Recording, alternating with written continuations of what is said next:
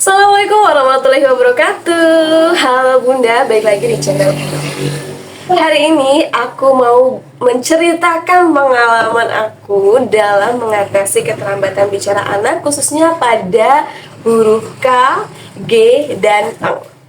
Sedikit cerita, anakku di usia 4 tahun itu masih banyak huruf yang belum bisa dia ucapkan dengan jelas. Dan ternyata banyak juga ibu-ibu yang menghadapi tantangan yang sama. Karena itu, aku berharap video ini bisa membantu ibu-ibu yang mengalami hal yang sama. Setelah melakukan sedikit riset, aku memutuskan bahwa aku akan mulai dengan huruf K dulu. Dan memang itu sesuai dengan tabel kemampuan bicara anak sesuai usia yang ditunjukkan oleh terapis anakku. Jadi di usia 4 tahun itu memang seharusnya anak sudah bisa mengucapkan huruf K dengan jelas dan benar. Coba K. Elin bisa? K.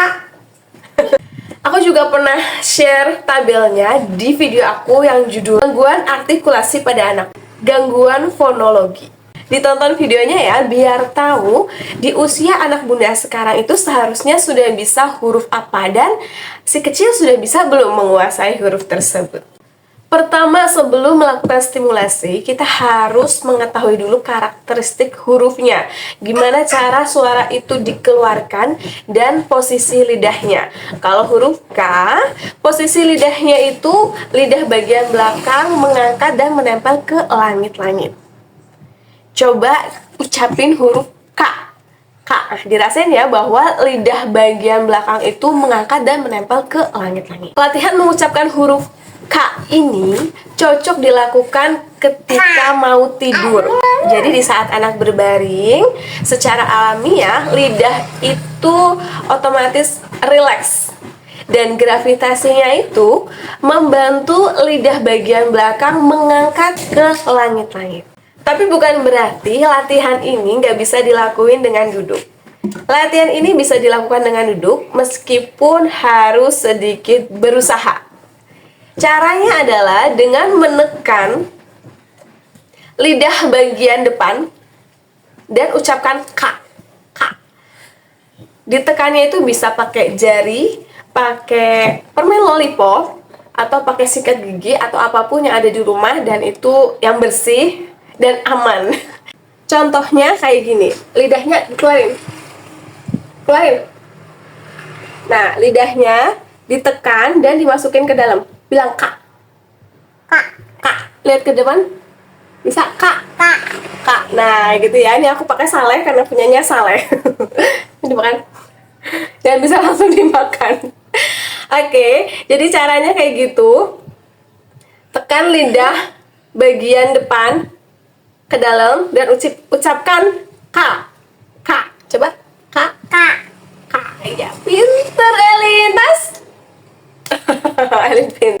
Selain melakukan latihan itu, ada beberapa stimulasi yang lain yang aku lakukan. Yang pertama, menirukan suara. Bisa dengan suara hewan atau suara apapun yang mengandung huruf K. Contohnya dengan permainan menirukan suara Elin. Suara kodok gimana, Lin? Gimana? Krok, krok, krok, krok. Terus suara ngorok. Gimana suara ngorok? Suara ngorok gimana? Gimana? Jadi bisa dengan suara kodok, suara ngorok, atau suara ayam. Kok, kok, kok, kok. Jadi bikin permainan tebak-tebakan siapa yang bisa suara kodok, angkat tangan. Siapa yang bisa suara kodok, angkat tangan. Gimana suara kodok? Kadang-kadang anak itu juga nggak mau mengikuti perintah ya. Nah, kita juga harus pintar nih mensiasati. Caranya gimana? Bisa dengan diberikan apresiasi, baik itu dengan pelukan, pujian, atau dengan hadiah kecil-kecilan.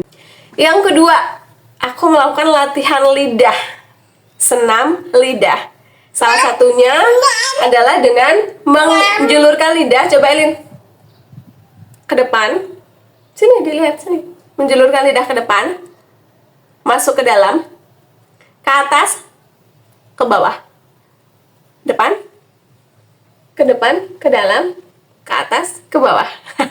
Ya, aku juga udah pernah sharing tentang cara melatih oral motor di video aku, latihan oral motor perkuat otot mulut.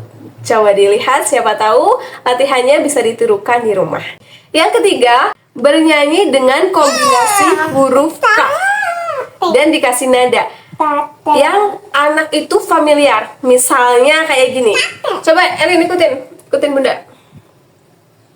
Kakak Kiki, kakak Kiki, kuku keke, koko kiko, kakiku keko. Jadi kayak gitu, atau dengan nada apapun yang anak itu familiar.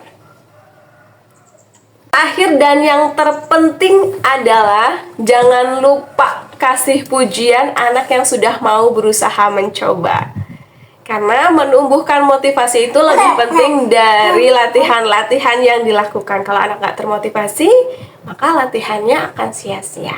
Setelah anak bisa huruf K, ternyata huruf G dan Eng itu juga sangat mudah dipelajari.